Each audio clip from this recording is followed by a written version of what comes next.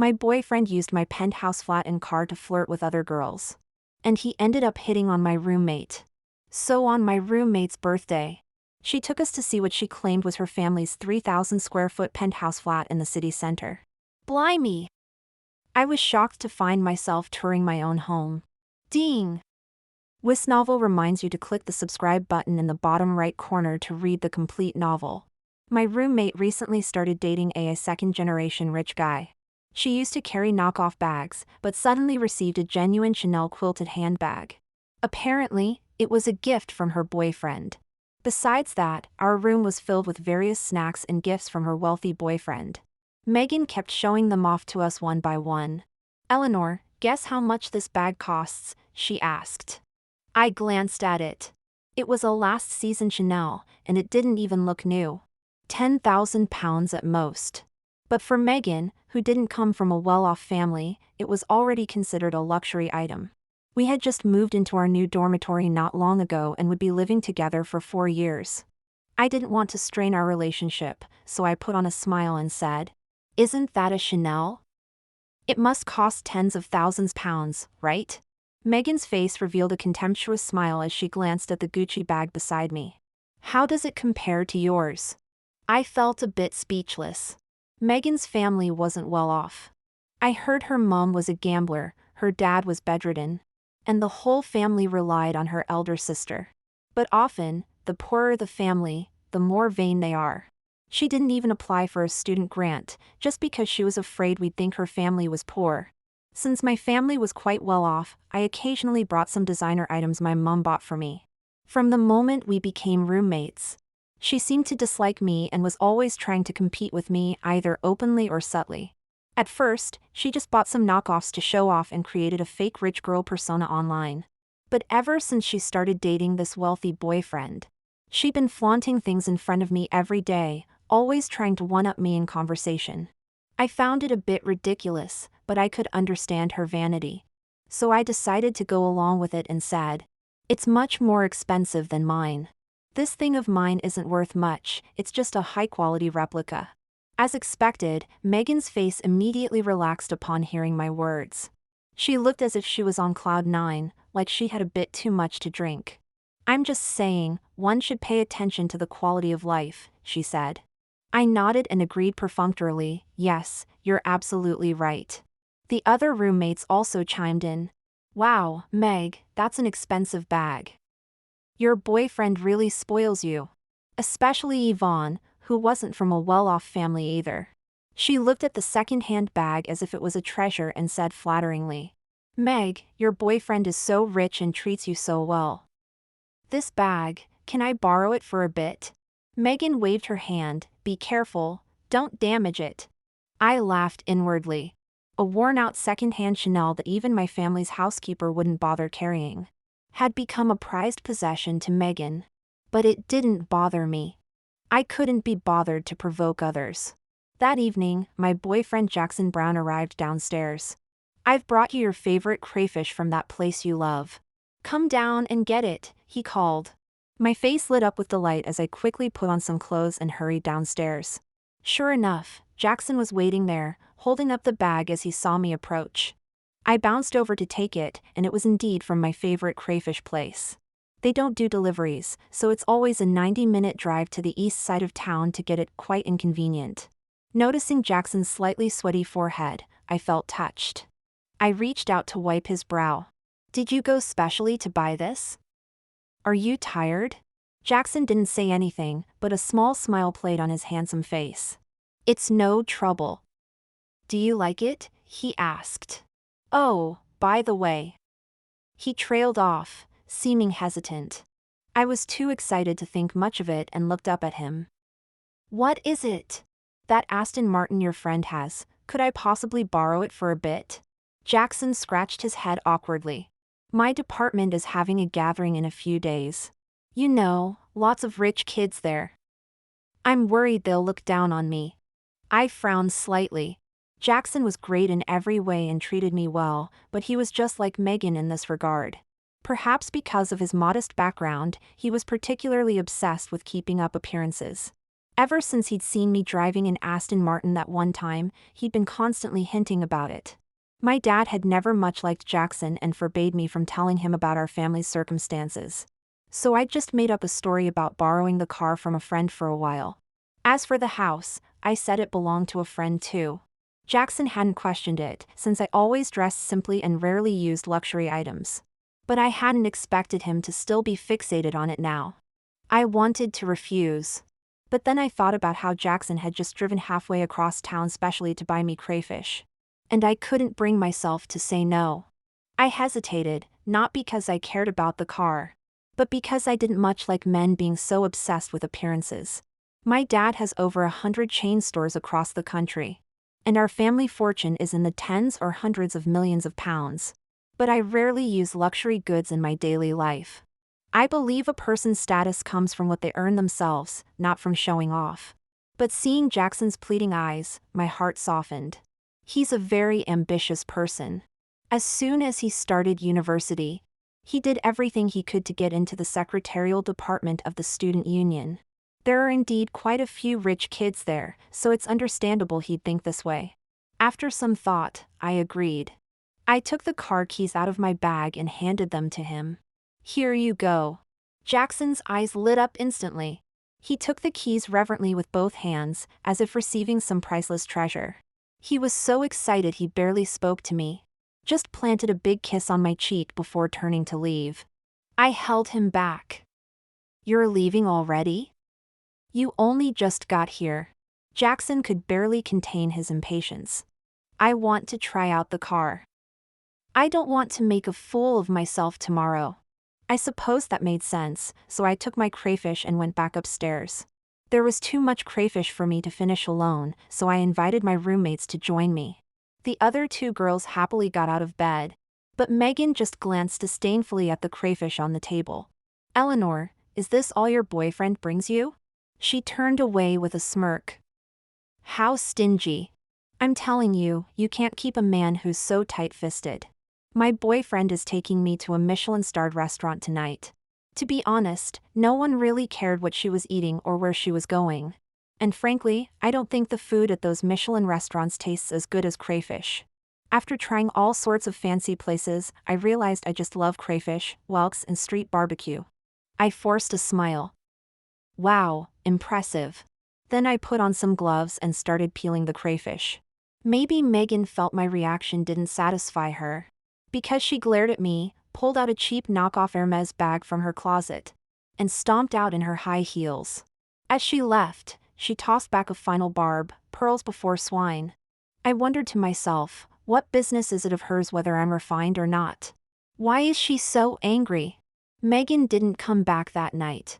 When I was getting ready for bed, I casually scrolled through Twitter and came across Megan's latest post. Few people know Megan's true family background. I only found out about her situation a couple days ago, when I saw her sister while we were moving dorms. To the outside world, Megan always cultivates the image of a rich princess. She goes out splitting Uber rides and mooching off others' memberships, buying fake designer goods. Those bags look impressive at first glance. But anyone truly familiar with luxury items can spot the fakes instantly. But there aren't many people who can tell the difference. And no one can examine them up close anyway. So Megan's rich princess persona is quite convincing. Even our roommate Yvonne believes she's genuinely wealthy. Megan also has a Twitter account where she posts daily updates that sync to her Instagram.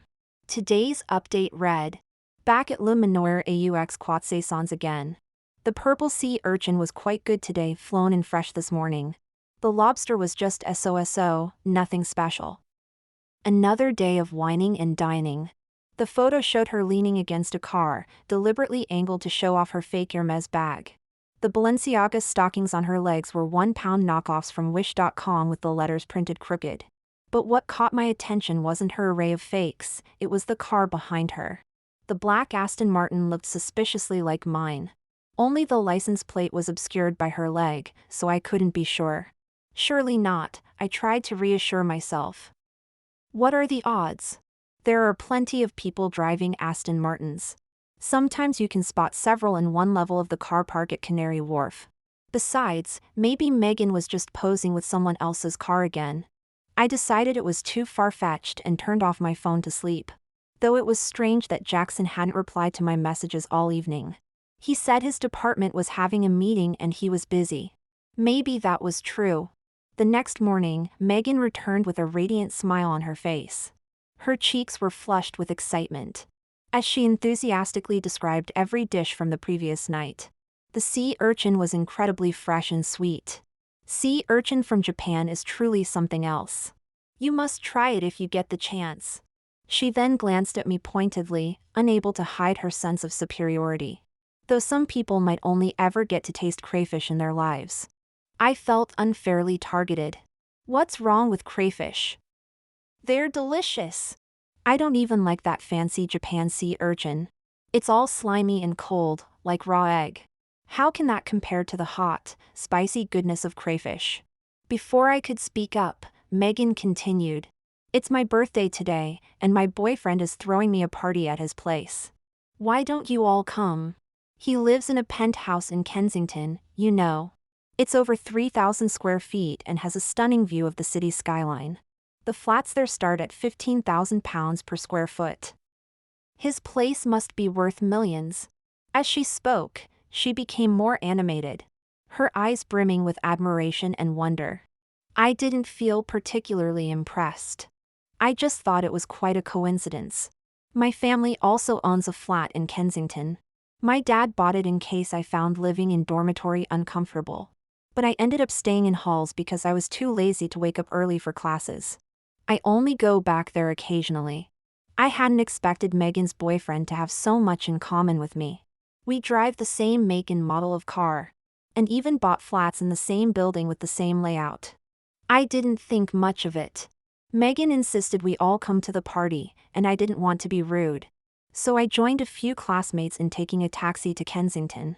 Megan led the way, her eyes sparkling. My boyfriend bought the penthouse flat. At night, you can see the entire city center. It's £10,000 more per square foot than the other flats. The classmates behind me exclaimed in admiration. Your boyfriend is seriously loaded. I know this area, it's the most expensive in our city. An ordinary person couldn't afford even a toilet here after working their whole life. Yvonne also chimed in enviously. Megan, you're so lucky. You're already amazing yourself, and you found such an outstanding partner. By the way, does your boyfriend have any friends? Maybe you could introduce us? Megan chuckled lightly. Their social circle is quite exclusive. Maybe someday. Oh, here we are. She swiped her card and led us into the building. But as we walked, I started to feel increasingly uneasy. This was far too coincidental. The two penthouses flat even had the same flat number. It wasn't until Megan entered the lift and pressed the button that I froze in realization. There's only one flat per floor in the penthouse. 17th floor. This is my flat? I was too shocked to speak, staring dumbfounded at Megan. As she entered my flat using the passcode. The passcode was still my birthday. For a moment, I couldn't even process what was happening. I could only watch in stunned silence as Megan smugly gestured towards my enormous living room, saying, "What do you think? This is the best location in our city." I followed her gaze to where birthday balloons and fairy lights had been carefully arranged, along with a massive swan-shaped velvet cake. On top was a card that read, "Happy birthday, darling." My classmates erupted in amazement. Bloody hell, this living room is bigger than our entire house. Yvonne admiringly stroked the genuine Italian leather armchair my father had imported. This must have cost a fortune. How lovely. You were born at the finish line, weren't you? Good looks, good family, and a good boyfriend too. Megan was basking in the praise, a smile never leaving her face. She lifted her chin slightly and pointed to the sofa. Why don't you all have a seat? I'll make some coffee. She headed towards the coffee machine, but after fiddling with it for a while, she couldn't figure it out. Megan looked a bit embarrassed, muttering, "What's wrong with this thing? I saw him do it just like this last time." I walked over expressionlessly and pressed a button on the back. The coffee beans began to roast and grind, filling the air with a rich aroma. Megan tucked a strand of hair behind her ear, her face flushing. I've forgotten how to use it. It's been so long. Why don't you sit down? My boyfriend will be back soon. I didn't move. Instead, I asked, does your boyfriend drive a black Aston Martin? Aston what? Megan stammered, then quickly recovered. Oh yes, Aston Martin. Black. I've posted about it before, remember? I nodded and turned to sit on the sofa. The other classmates were still marveling at my flat's decor. I looked out the window, inwardly scoffing. Well. It was all clear now. So my boyfriend had been using my flat, my car, and my money to pick up girls. And he'd even managed to snag my roommate. No wonder I couldn't find my key fob. Jackson must have nicked it. He'd memorized my passcode too. And now he was out there playing the big shot with my car. I doubted Jackson actually fancied Megan. He'd probably seen her Twitter or Facebook and thought he could land himself a rich girl. I'd only just moved into the dormitory and hadn't mentioned my roommates to him. He had no idea Megan and I lived together. I suppose it made sense. A real rich girl with her Hermes bag. Or an ordinary girl like me whose car and flat belonged to a friend, of course he'd choose her. These two really deserved each other. One stealing someone else's things to show off. The other constantly posting afternoon tea photos pretending to be posh. A match made in heaven, truly. But using my things to impress girls? That was going too far. I didn't expose Megan on the spot. I was waiting for Jackson to return. I really couldn't wait to see the look on his face when he saw me. I didn't have to wait long. Jackson seemed genuinely eager to win over Megan, the rich beauty, and returned quickly.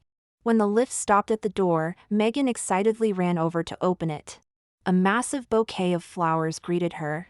999 roses packaged into one enormous bunch, completely obscuring the person behind it. I silently gritted my teeth. No wonder. Just a few days ago, Jackson had told me he was short on living expenses. And asked me to help him out. I truly believed he had no money for food and immediately transferred him £5,000. Turns out he was fleecing me to buy flowers for someone else. In all these years with Jackson, he had only given me flowers once. And that was a single stem the restaurant gave away during a promotion when we went out for dinner. I had always been understanding of his family's poor financial situation. But it seems he wasn't really stingy, he just didn't think spending money on me was worthwhile. Megan had certainly gained face in front of her classmates. Her face was beaming with joy as she took the roses in both hands. And led Jackson into the living room. Her voice couldn't hide her pride. Let me introduce everyone. This is my boyfriend Jackson. His family runs a chain of 5-star hotels, so if any of you ever need anything. She didn't finish her sentence as I stood up and started clapping. Well. What a perfect match of a handsome rich boy and a beautiful rich girl. Megan, why don't you tell us what we should call your boyfriend? The moment Jackson saw me, the spring-like expression on his face instantly turned pale. He abruptly let go of Megan's hand as if he'd been electrocuted, freezing in place. Megan hadn't caught on yet and was pleased to see me being so supportive. She smiled and said, just call him Jackson. Jackson is the secretary of our student union. So if you need anything in the future, just ask him, right Jackson? Jackson's forehead was beaded with cold sweat. He looked at me as if he'd seen a ghost, his lips quivering. Megan pushed him slightly, dissatisfied. Say something. Ah. Jackson snapped back to reality, flustered, and nodded, yes. He didn't dare look at me again, his eyes darting around. I noticed he was still holding my car keys, probably having just driven my car back. I gripped the back of the sofa, my eyes narrowing. He was treating me like a fool, eating my food, drinking my drinks, using my things. And still trying to climb the social ladder outside. I couldn't stand it anymore. With a sarcastic smile, I turned to Jackson and said, So, Jackson, this is a nice flat. When did you buy it? Jackson wiped away his cold sweat, his voice trembling, not daring to look at me. However, with all his classmates around and Megan by his side, If he admitted this wasn't his flat, he'd be utterly humiliated. He had no choice but to lower his head and say through gritted teeth, not long ago, 2016 maybe, or was it 2017? I laughed. This flat only started selling in 2019. You must have bought it quite early. Did you time travel to purchase it? Jackson's face instantly turned red. I must have remembered wrong. I nodded. So how much is the service charge per square foot here? Jackson looked at me pleadingly, unable to utter a word. By now, all the classmates had noticed something was off. They sat on the sofa whispering, looking at Jackson suspiciously. Megan was also stunned for a moment, then glared at me angrily. Eleanor, what are you implying? You're being so petty. Jackson's family has so many properties, how could he possibly remember all the details? Oh, so Jackson didn't tell you that this flat isn't his, but mine? As soon as I said this, everyone was dumbfounded. The spacious living room fell silent as everyone stared at me, seemingly unable to comprehend what I had just said. Jackson's body swayed slightly as he lowered his head and clenched his fists. I stood up, a cold smirk playing on my lips. I apologize for the embarrassment, but this flat was bought by my parents for my studies. Unfortunately, my judgment was rather poor, and I ended up dating a cad who used my flat and car to impress other women. It's understandable that you don't know the service charge for this property, considering you only stole my card and PIN. Allow me to enlighten you. This flat was purchased in 2021 for £130,000 per square meter, with a 27% shared ownership. The service charge is £12 per square meter monthly, totaling 312 square meters. It also comes with 2 parking spaces, each worth £500,000. The total cost, including renovations, was £45 million. I walked up to Jackson, noting his ashen face with a slight sneer. Do you understand now, you uncouth oaf? Megan was dumbfounded. After a moment, she mumbled, That's impossible. It can't be. She pushed Jackson forcefully. Jack, say something. Eleanor's talking rubbish, isn't she? Jackson stumbled from her push, unable to utter a word as he kept his head down. Suddenly, everyone understood the situation. Their expressions were a mixture of shock and awkwardness as they sat on the sofa, staring at Jackson. Megan still refused to believe it. She glared at me, her teeth clenched in anger. Eleanor, stop making things up. You're not welcome here. Please leave. Asking me to leave my own home? I raised an eyebrow and glanced at Jackson, who looked like he wanted the ground to swallow him whole. The code is 221003, isn't it? Megan froze, her face instantly turning sour. You must have seen me enter it earlier. I shook my head with a laugh. Don't be daft. It's my birthday number. Not only is this flat not Jackson's, but the car isn't his either. If you want to date someone rich, you'd be better off with me directly. Megan looked at Jackson beside her in disbelief, grabbing her bag and hitting him with it. You liar. Say something. Your car and flat are all fake. You shameless bastard.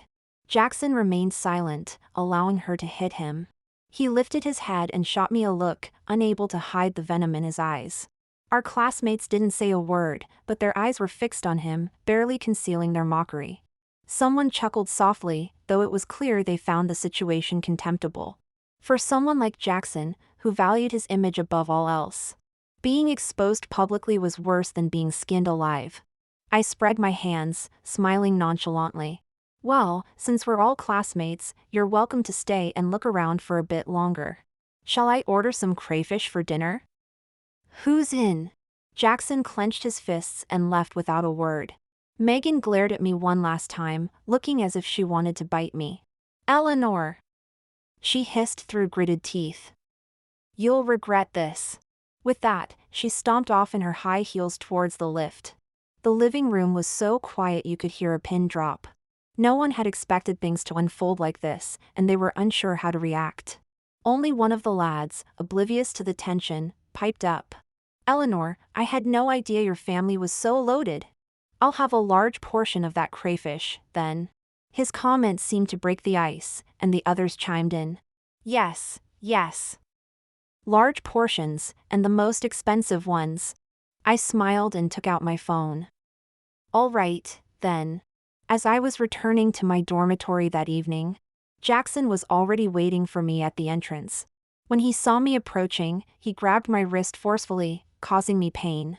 I turned to look at him, noticing his reddened eyes as he gritted his teeth and said, "Eleanor, did you really have to humiliate me like that today? Do you have any idea what they'll say about me now? We've been together for a while, how could you be so cruel?" I was utterly amused by his audacity. I pretended to clean my ear and exclaimed in mock surprise, "Good heavens, did I hear that right? Are you suggesting that after using my flat and car to flirt with other girls, I should still save face for you? What's this?" I mocked him. "Are you made of diamonds or something? Are you really that precious?" Jackson's face turned from red to white. Though he knew he was in the wrong, he still spat out bitterly. "You could have at least maintained some decorum in front of others. Couldn't we have discussed this in private? Yes, I was momentarily led astray, but I still care for you. That Megan, she was the one who seduced me. Yes, she's always been trying to seduce me, and I couldn't resist." Jackson wiped his face and explained, "I truly didn't mean anything by it. Ellie, can't you forgive me just this once?"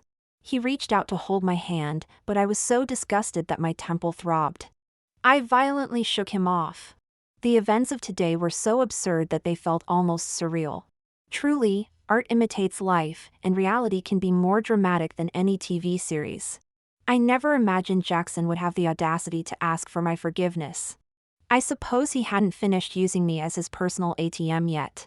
I stared at Jackson and said, enunciating each word, "Stop disgusting me. We're done. Give me back my car keys." Jackson tried to say something more, but I was too repulsed to look at him for another second. I reached into his pocket, retrieved my car keys, and walked away without another word. After breaking up with Jackson, I wasn't as upset as I had imagined I would be. Perhaps it was because his true colors were so shockingly revealed that I sometimes even felt that separating from him was a good thing for me. But what I didn't expect was that Jackson and Megan didn't break up. I don't know how Jackson managed to win Megan over, but they actually started dating openly. For me, this didn't matter much. After our breakup, whoever he was with was none of my business. However, even though I had turned the page, those two seemed to harbor a grudge against me. A few days after the breakup, one morning after I woke up, I suddenly found my phone filled with messages and missed calls. I was surprised and picked up my phone to see that many classmates had sent me messages. Yvonne also rushed to my bedside, whispering, "Eleanor, is what Jackson posted in the group chat true? I don't think you're that kind of person." Hearing her mention Jackson's name, my heart sank. It must be Jackson stirring up trouble again. Sure enough, when I opened the class group chat, there were already 99 plus messages. I quickly scrolled to the top and discovered that last night, while I was asleep, Jackson had posted a long message in the group. This lengthy message detailed all the expenses he had incurred while we were together, including the lipstick he bought me for my birthday, the movies we watched together, and the meals we had. He portrayed himself as a victim, saying I was a gold digger who had dumped him now that I had found a better prospect. Eleanor Wilson from Finance 2 class always spent my money when we were together, demanding gifts for every holiday. I put up with all that. But recently, after she started dating a rich guy, she dumped me and has been bad-mouthing me everywhere. I can't tolerate this anymore. I hope our classmates will see clearly and recognize this gold digger's true face. I was absolutely stunned. Opening the images he posted, they were all long essays he had written himself, portraying himself as a devoted victim who had willingly given everything for me during our years together. And that after I started dating a wealthy man. I had kicked him to the curb, and not only that, but I was also spreading rumors about him. As I read through his fabricated stories, it was nothing short of a complete distortion of the truth.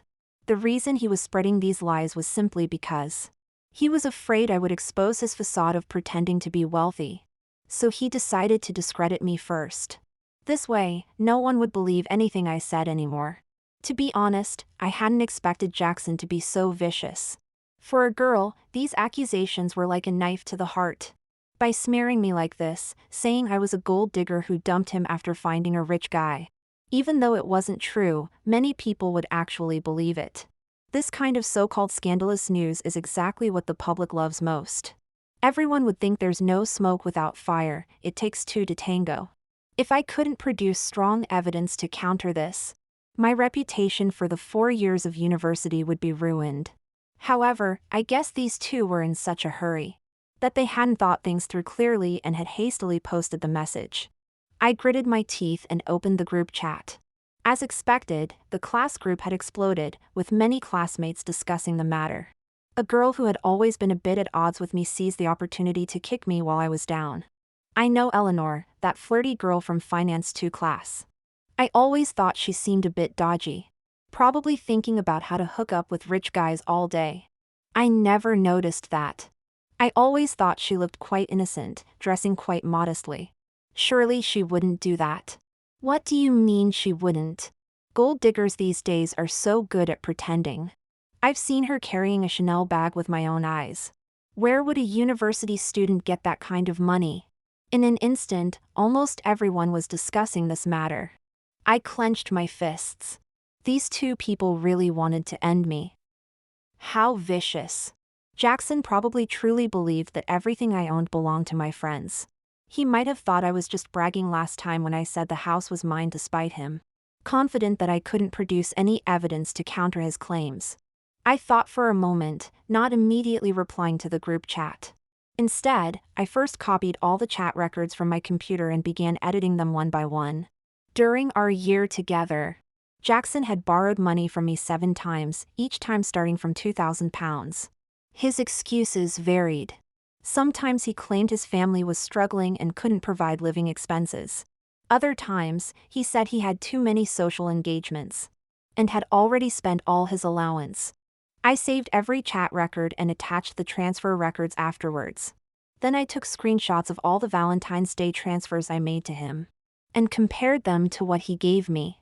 The contrast between £1,314 and £13 and 14 pence was laughably stark. Finally, I detailed how he used my house and car to flirt with other girls, compiling all the evidence and posting it in the group chat at once. After I sent all this, the group fell silent for a brief moment, before countless messages began flooding in. Everyone was stunned. Numerous familiar and unfamiliar classmates chimed in. What's really going on here? Is she a gold digger or is he a freeloader? Turns out he's the one crying foul first. How can a man have the nerve to ask a woman for so much money and then call her a gold digger? I really don't understand. Who's the real gold digger here? Isn't this a classic case of mooching? Spending someone else's money while tarnishing their reputation. Impressive, I've learned something new. I look better than Jackson and have an 8-pack. Any rich ladies want to consider me? Jackson probably didn't expect me to respond so quickly.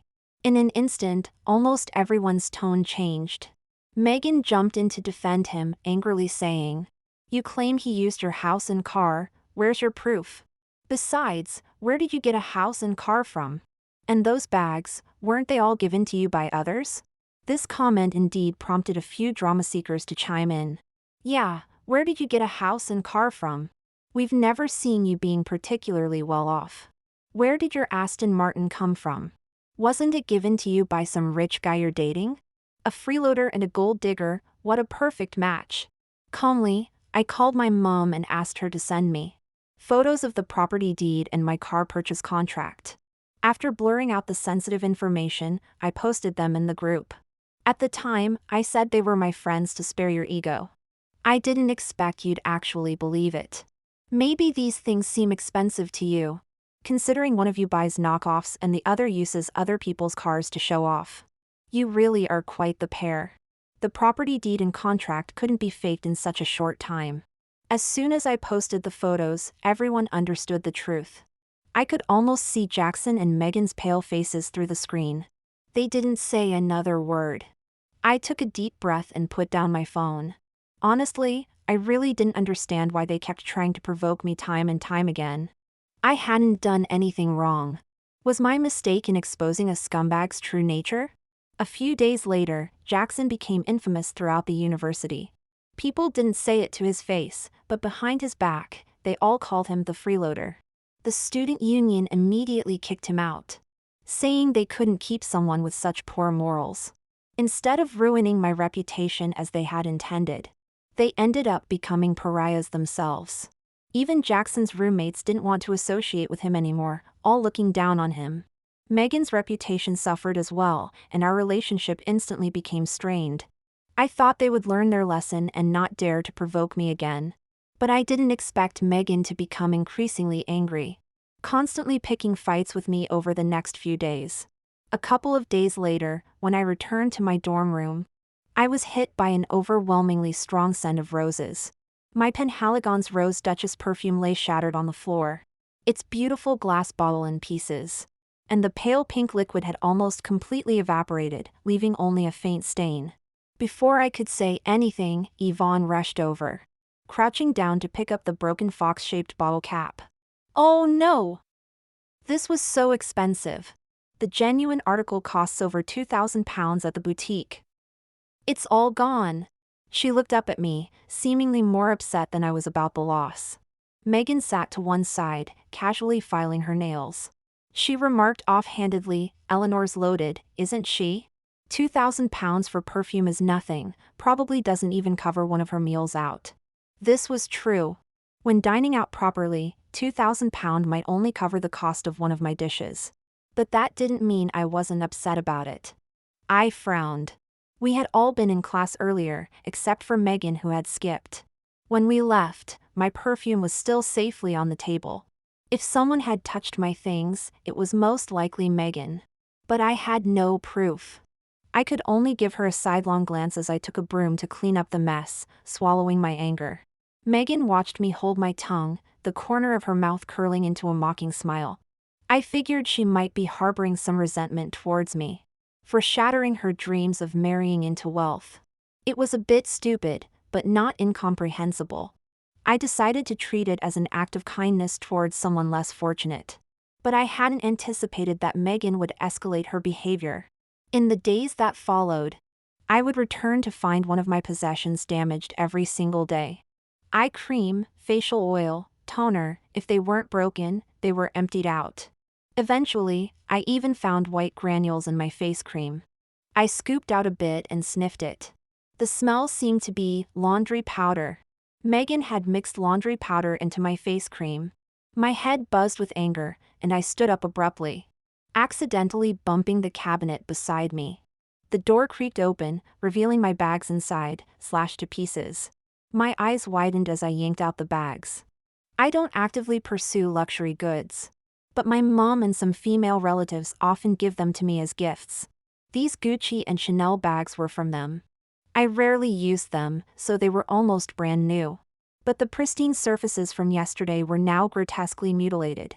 The delicate leather was curling up at the jagged edges, the cuts neat and deliberate. They seemed to have been soaked in water too, leaving a sticky, damp mess all over my cabinet. I was instantly furious. Megan had been destroying my things for days, but I had kept quiet to save face for her. I thought a girl from a less privileged background might be sensitive, so I let it slide. But I never expected my leniency would lead to such audacity. She had actually slashed my bags. I turned to Megan, who was furtively glancing at me, and struggled to control my anger as I said, "What is the meaning of this?" Megan scoffed, averting her gaze. "What do you mean? What's the meaning of this? It's got nothing to do with me. Besides, you're so rich, surely you don't care about a couple of bags?" I was livid. Pointing at the bags, I demanded, "If you didn't slash these bags, then who did? And the laundry powder in my face cream, did you not put that there? What have I ever done to provoke you?" Megan rolled her eyes. "Do you have any proof it was me? For all I know, you did it yourself. Besides, your family lives in a penthouse in Central Capital. Surely you won't miss a couple of bags? Just buy new ones." I nodded. "Fine. These bags are worth over £100,000 combined. The police can get involved for anything over £2,000. I'm calling them now." "You say you didn't do it?" Fine. Let the police investigate who did. When Megan heard me mention calling the police, she visibly panicked, though she tried to maintain her composure. Go ahead and call. It's not a big deal, is it? Why make such a fuss over this? I guess the richer you are, the stingier you become. I ignored her and dialed 999, explaining the situation and waiting for the police to come and collect evidence. Now Megan was truly alarmed. She sat up abruptly on her bed, anxiously saying, Eleanor, is this really necessary? £100,000 is hardly anything to you, is it? Do you really need to call the police? I raised an eyebrow. Why are you so worried? You said you didn't do it, didn't you? Eleanor couldn't sit still any longer. She got up and left the room. A moment later, the new substitute tutor arrived with her and knocked on our dormitory door. This new tutor had just arrived a couple of days ago, but she already had a bad reputation. Many students privately discussed how she was particularly snobbish. She adjusted her glasses, her bright red lips turning downwards in a frown. She said impatiently, Eleanor, I heard your bags were slashed. Did you call the police? I nodded. Yes, Mississippi. No one in the dormitory admitted to it, so I had no choice but to report it to the police to find out who did it. The tutor clicked her tongue. Is such a small matter really worth calling the police?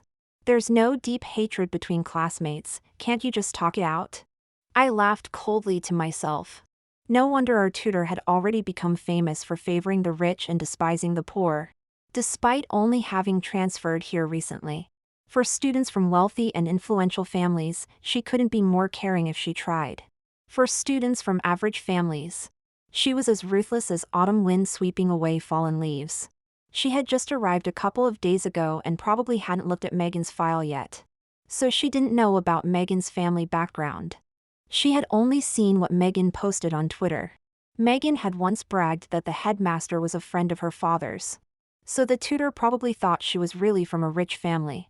She had come here to curry favor and stand up for Megan. Seeing that I didn't respond, the tutor continued to try to persuade me. You're just ordinary students. How much could those few bags be worth? A few £100? Let me tell you, even if you report it to the police, they won't file a case. Before I could reply, the police had already arrived. As soon as she saw the police, the tutor immediately pursed her lips, abandoning me where I stood. She went to greet the two officers, saying, I'm sorry, officers. It's just our students being thoughtless. There's really nothing wrong. Please, you can go back. A female officer frowned. Making false reports is illegal. Do you actually have a problem or not? Let the person involved speak. I walked over calmly and said, Hello, officers. 3 of my bags that I kept in the dormitory were slashed. These 3 bags are worth £100,000. I believe the suspect has committed intentional damage to property, and I'd like you to investigate. The tutor forcefully slapped my hand and shouted, What kind of bag could be worth £100,000? Don't listen to her nonsense. There's absolutely nothing going on. It's normal for kids to have some squabbles. Officers, please go back. The police ignored her and looked at me instead. Do you have receipts for your bags? I nodded and handed over the receipts I had prepared earlier. I gestured towards the dormitory. This is where the incident occurred. At this moment, Megan was hiding behind the tutor, her face pale with fear, staring intently at the 2 officers. The tutor glared at me and said through gritted teeth, Why can't you be sensible? This is just between classmates. Is it necessary to make such a big fuss? Think of how badly this reflects on the school. I looked at her expressionlessly. What about my bags then? Who's going to compensate me? Are you going to pay for them? The tutor choked for a moment. How dare you speak to a teacher like that? I think you're just causing trouble on purpose. Upon hearing the value I mentioned, both officers' expressions turned serious, and they took out their notebooks to start taking statements. The tutor still tried to interfere and send the police away. The female officer looked at her sternly and said seriously, If you continue to interfere with our statement taking, you'll be obstructing official duties, and we'll have to summon you to the police station according to the law. The tutor was startled and immediately shut her mouth, not daring to speak anymore. She just glared at me fiercely one more time, hating me for causing her trouble. To be honest, I didn't want things to go this far. Once there's a criminal record, a person's life is essentially over. So I deliberately glanced at Megan and asked the police, "May I ask how this kind of case would be sentenced?" The female officer thought for a moment. For intentional damage to property, once a case is filed, if the circumstances are minor, it's punishable by up to 3 years in prison plus a fine. In serious cases, it could be 3 to 7 years in prison. She probably knew that this kind of charge would be very serious for a university student. So she hinted indirectly, "Do you know who the suspect might be? This isn't a public prosecution offense, you can settle it privately." "Oh, is that so?" I didn't look at Megan, but muttered to myself, "I wonder if the suspect would be willing to settle with me privately. If they end up with a criminal record, they can forget about applying for postgraduate studies or civil service jobs. Most companies wouldn't hire them either. Their life could be ruined." I only wanted to teach Megan a lesson, not to be too harsh. I still hoped she would apologize and compensate voluntarily. At this moment, Megan's face had turned ashen, her body shaking like a leaf. However, she still refused to repent, glaring at me venomously as if trying to burn holes through me with her eyes. She shouted, "Eleanor, why the fuck do you have to be so vicious? It's not like you can't afford these 2 bags. You're sending someone to jail over 2 bags. Your heart is so black it's rotting. You'll get what's coming to you." As she spoke, she shoved me, making me stumble. "What are you doing?" Before I could speak, the policewoman looked sternly at Megan and said, "If you continue like this, it will be considered disorderly conduct. Mind your words and actions." Megan's face immediately flushed, and after glaring at me one last time, she didn't dare come closer.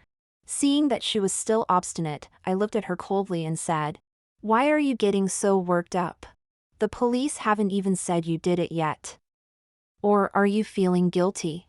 Megan's face instantly paled, and she fell silent. The tutor chimed in from the side. "Megan has a point. You're all classmates.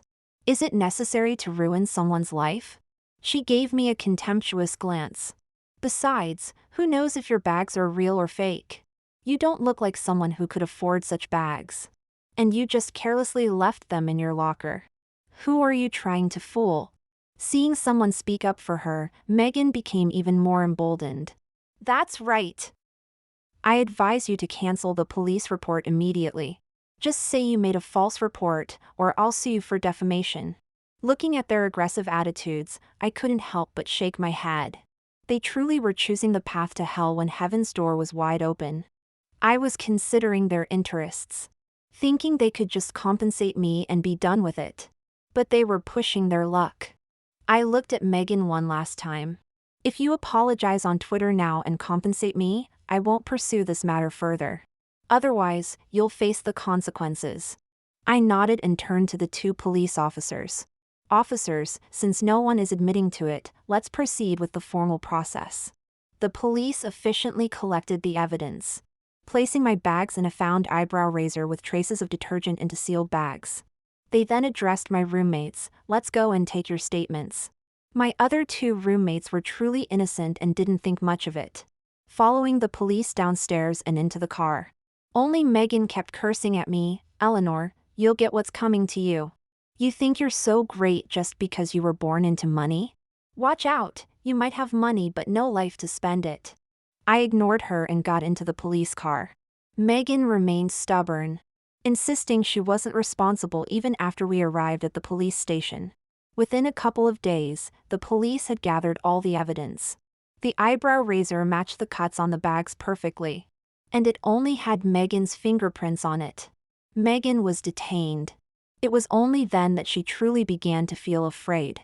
At the police station, when Megan learned she could be sentenced to more than 3 years, she suddenly changed her arrogant demeanor and fell to her knees in front of me with a thud.